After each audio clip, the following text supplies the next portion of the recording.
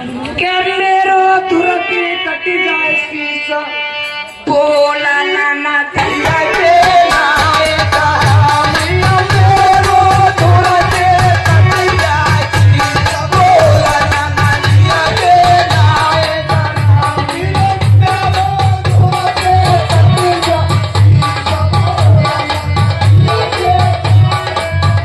मैया मेरो तुरती कटी जाए शीश बोला नाना दिया के नायका बोला तू मुझे तो सासू ससुरा के बोला तू मुझे तो सासू ससुरा के बोला तू मुझे तो सासू ससुरा के बोला तू मुझे तो सासू ससुरा के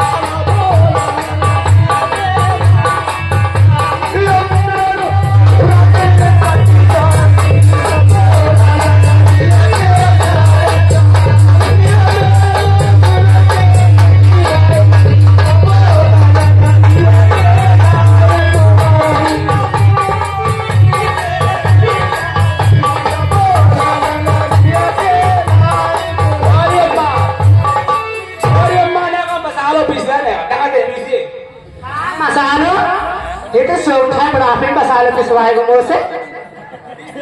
सिखा दो जो तेरे पे जवानी पे हाँ तुम्हारी बहन ने भी सिखा रहा है वो चल चल कह रहा हूँ बेटा पीस